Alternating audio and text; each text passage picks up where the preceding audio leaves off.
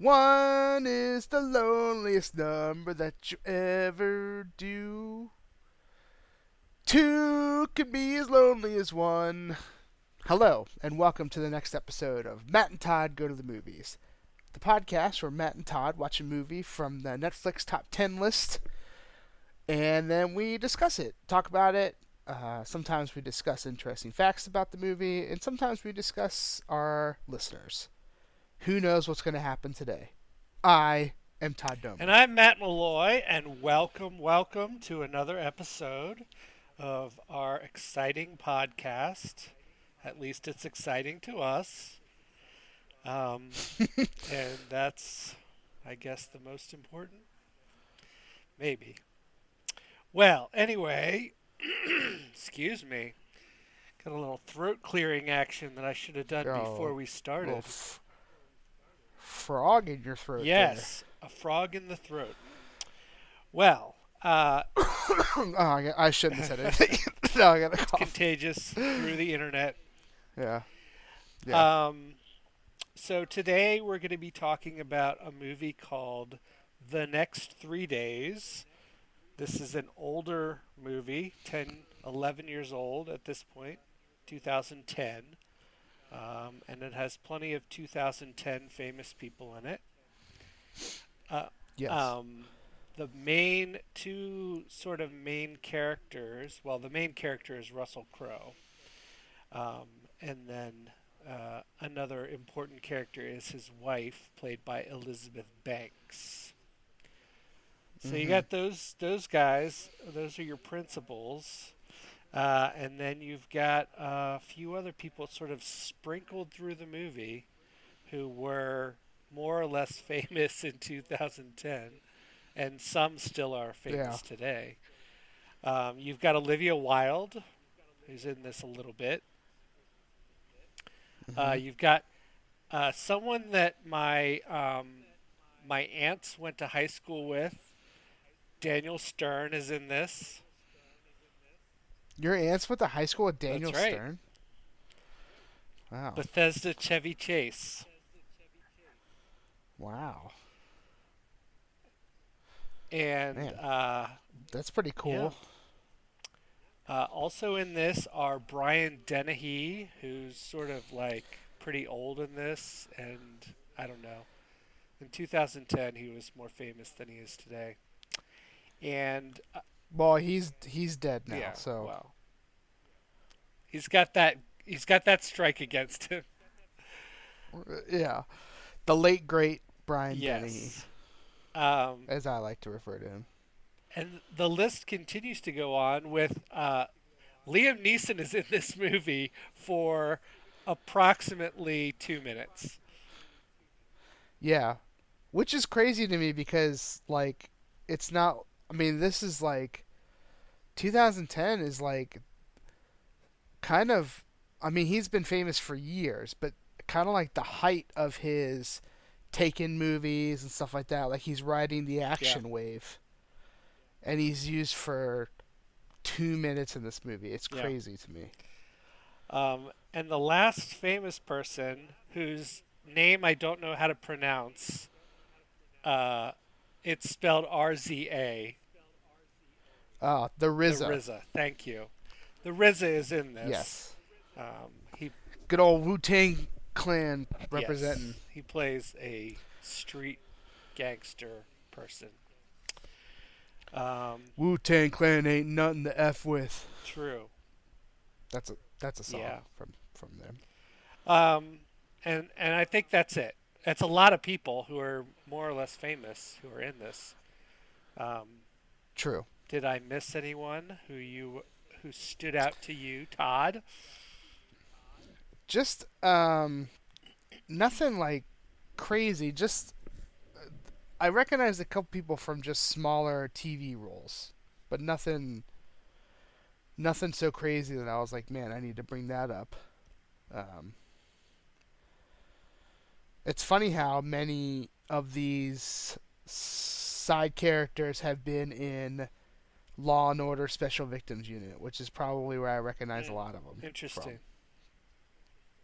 So, But yeah, a lot of people in this cast, and really only Russell Crowe and Elizabeth Banks are given much time in Yeah, this movie at it's all. true.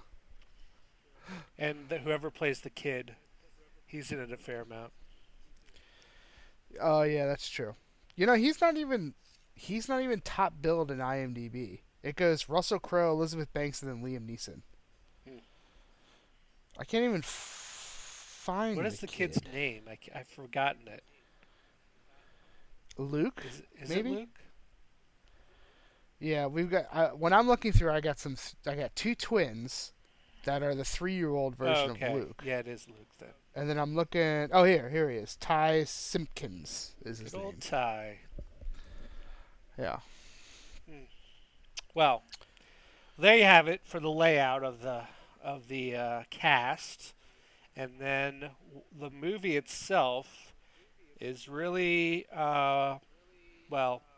So Russell Crowe's character is John Brennan, and his wife is Laura Brennan, played by Elizabeth Banks, and she Mhm. gets either framed or actually commits a murder and goes to jail.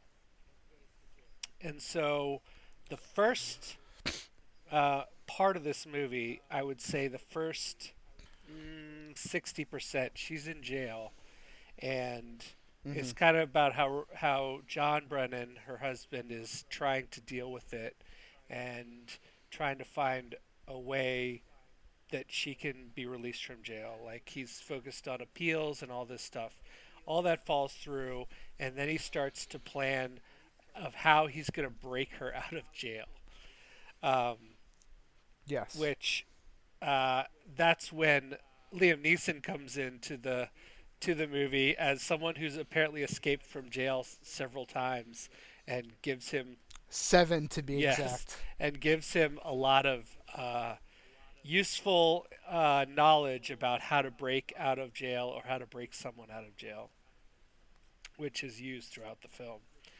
Um, so so you got that going for you, and then you've also got sort of this backdrop of uh, cops who are sort of like chasing him, but they don't really know who he is. They're like piecing things together as things happen throughout the movie. Like he has to do some shady stuff to get enough money to test out some theories, like trying to break in, like trying to pick a lock inside the prison, Yeah. stuff like that, where the cops start to see this pattern developing and like they're trying to figure out what is the deal with the pattern, and eventually it leads them to him, but not before we get to the last part of the movie, which is where he actually breaks his wife out of prison, and then it's more like a chase movie with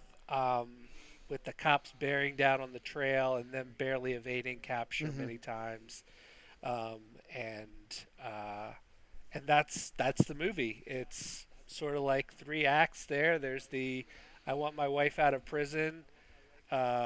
I'm gonna break her out of prison, and I broke her out of prison. And now what do we do? Uh, are the kind of main points there. So, and I won't tell you what happens Yeah. at the end, but I was satisfied with the ending. I'll say that. So, what did you think of this movie, Todd? Well, I have to say that this movie to me is equal parts kind of thrilling and good and equal parts a mess and makes no sense. It just depends on where you are in the movie. Um, and it's hard to go in complete in depth about that and why I feel that way without, this is one of those movies where it's like you don't want to give it away because, it is kind of like a thriller at times. But I just get the feeling that the story was not completely thought out by the time um, they started filming. And the reason I think that is because the movie when Elizabeth Banks goes to jail, there's like one cop in particular who is like kind of on her case or whatever, or attached to her case. There's a couple interactions between the cop and Russell Crowe and stuff like that. Halfway through the movie, that cop disappears and gets replaced by another cop.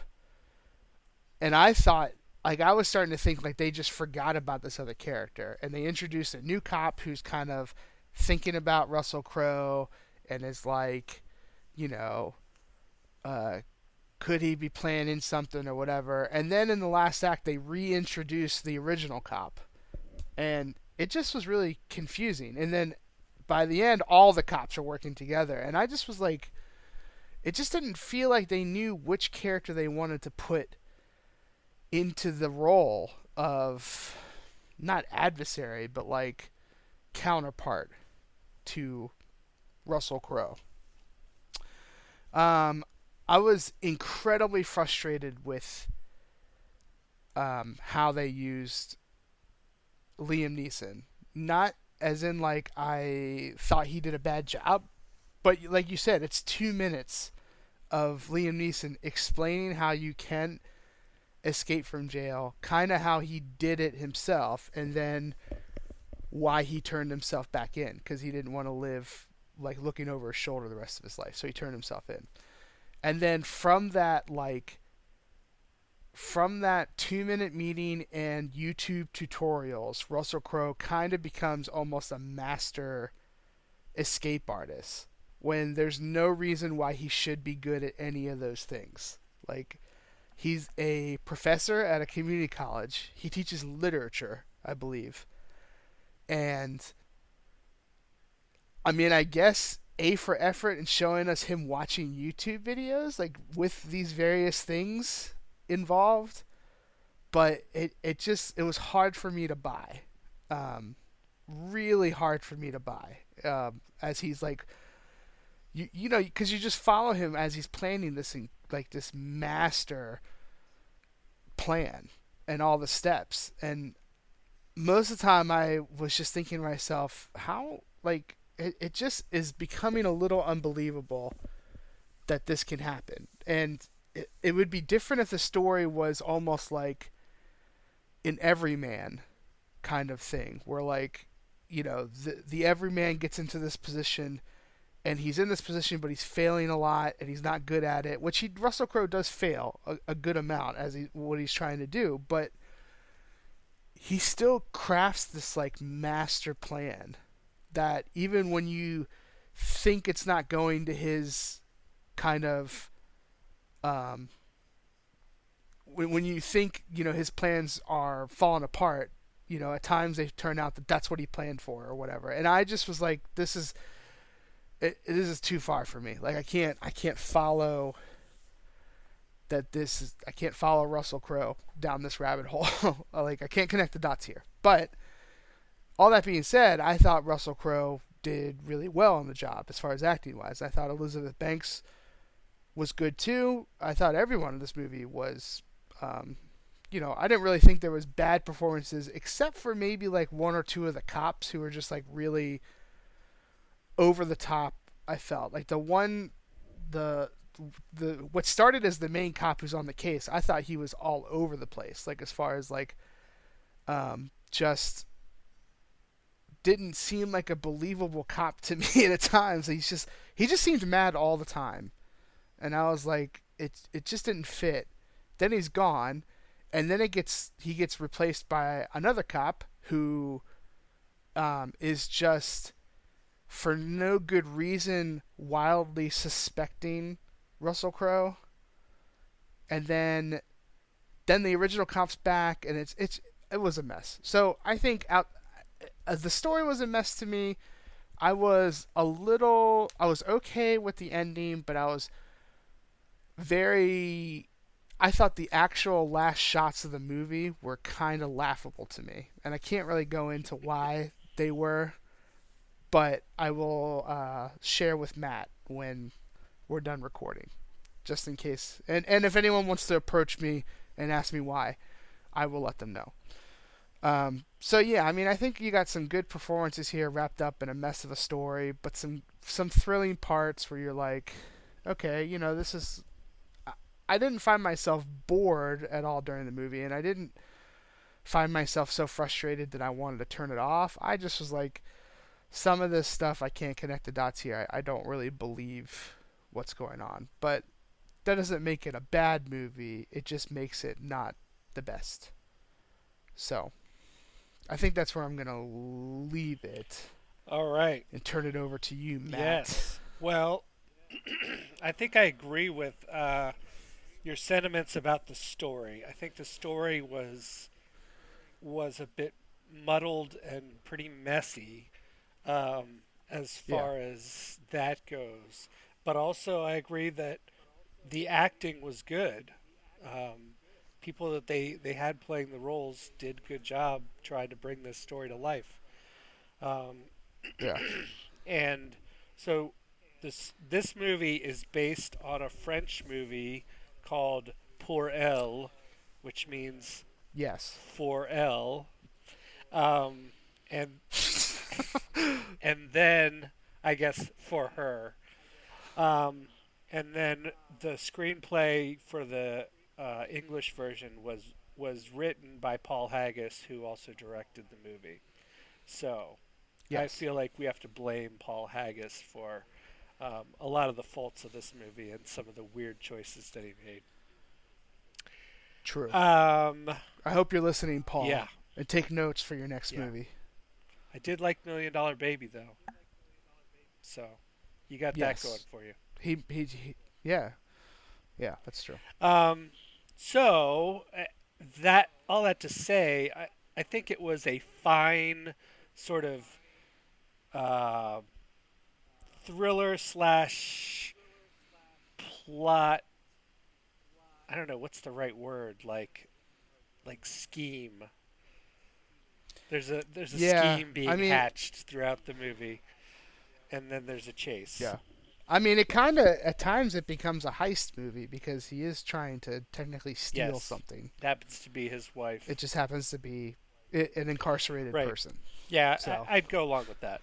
There's a heist being staged and planned and plotted about. So, right. um, And all the things that comes along with heist movies are there, yep, like research and all that kind of stuff, and so yeah. So I will say it's a fine movie. The reason it's fine is because of the acting. The reason yes, it's not good or great is because of the story and its many sort of failed attempts. I did like that he wasn't a perfect master heister. yes, That he did have some missteps and some problems that almost get him into some serious trouble a few different times. Um, yes, but yeah, I would say all that adds up to like an average film that you can kill some time watching it, and uh, I think there's nothing wrong with the people in it, and nothing wrong with the acting. The faults come from the story. So yes, yeah. that's what I'll say about that. Good stuff. Well, Oh, I have one more thing to say. Matt. Oh, okay. There's something that bothered me about this movie. And the final scenes, which I won't reveal, did bother me.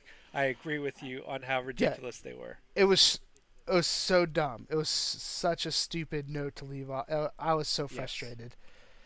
The only reason that's So, there is to tell you, the audience, what the truth of the situation is, when they didn't really need to do that. right.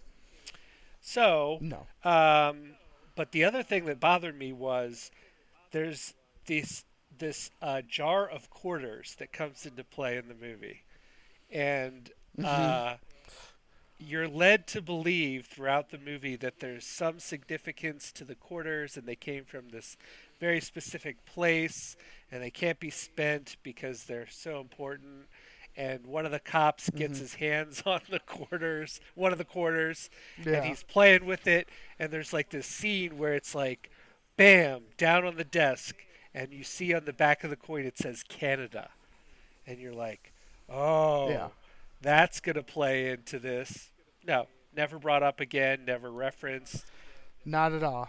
Nope. The only thing that happens is the kid, their boy, has to take some of the coins out of his pockets when the metal detector goes off at the airport. That's it. Yeah, to go through Yeah. security. Yeah, yeah, So, yeah. It was yes, yes. It was a mess, an absolute mess.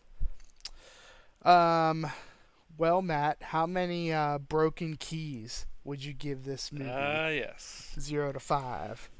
And I will say the key thing is one thing I thought was pretty smart and brilliant about this movie is that at one point he's watching a YouTube video on how to make a master key for any lock and what you need to do for it. And it's like seriously like a 10-minute thing. It shows him making this key, putting so much effort into it, and then like he goes to use it in the prison as like a test run, and it just breaks. Like he can't. It utterly fails. And I was like, okay, that's Yeah. nice. But anyway, that's the broken key, just in case anyone was Yes. curious. Well, so I'm gonna give this. I'm gonna go right down the middle here. I'm gonna say 2.5 broken keys out of 5. And the Yeah, main reason is that I I think all through all its faults, I enjoyed watching the movie, and I think I enjoyed the ending of the movie. Not the very last scene, but the ending for the characters, the main characters, and what happened to them. I was good sure. with that. So I'll say Yeah. 2.5. I think I'm a little below you. I'm gonna go 2.0. I Okay. think. I just the last shot, like the last scene to leave off on that scene was just such a bad choice. And even though the acting was really good, it just was the story was too much of a mess at times to be forgivable to me. Like it was really hard. But I mean, it's not. But it's also still not horrible. It just wasn't like I honestly don't. I mean, there was no tidbits about this. Halfway through the movie, I did start looking up facts about this movie because I thought that the original cop in the movie was gone from the story, and I was trying to figure out if like something happened to the actor or Hmm. something. And so, but there's like nothing really popped up or did anything, and I it just is one of those things where I think the the guy writing it just lost himself in the story, couldn't figure out how he wanted to like play it all out. He had an idea of how he wanted to end it, but anyway. So I'm at like a 2. Like I think if you are looking for I don't know how long it was, probably 2 hours or It was close to over it or two something. hours If you're looking for actually. something to was Yeah. it if you're looking to watch something and you enjoy Russell Crowe and and Elizabeth Banks, then go ahead. Like if you're into kind of like heist slash jailbreak movies, it's certainly not the worst. But um, yeah, just some of those negatives were really high to me. So I'm going 2.0. That's fair. All right. Well, that's gonna put us at a combined average score of 2.5 broken keys out of no, sorry, 2.25 broken keys out of Yeah. 5 for our review of the next 3 days. And before we wrap it up, I will reveal the next movie that we're gonna watch. Good stuff. Let me get my pen ready to write it Write it down. down, Todd. It is called Below Zero.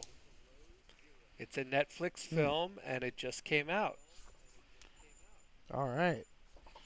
Do we know who's in it? Uh, Or no one famous is in it? Hang Or on, let me see.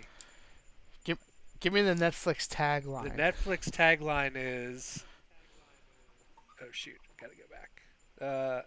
There's no one Oh. famous in it that I recognize, but the Netflix tagline is inside they want him dead, outside an ambush awaits in the bitter cold night. There is no Mm. safe place. All right. So I think Interesting. this is So, another movie that involves a prison based on sort of the little images sure. that are scrolling by. on Netflix. So That's a pretty. I have to admit, that's a pretty good yeah, tagline. Got me pretty yeah. interested. So So so we'll watch that and report back to you, our faithful listeners. yeah, and continue to listen because our numbers are kind of going up, pretty high up, for the last couple weeks, and it's Yeah, pretty nice. I like that feeling. So if you want to continue to make me feel good, keep listening. that's right. And you can just listen over and over too. You can download movie reviews as many times as you want and make our numbers go super high. True, true. But Da da da da da da da da da da da. da.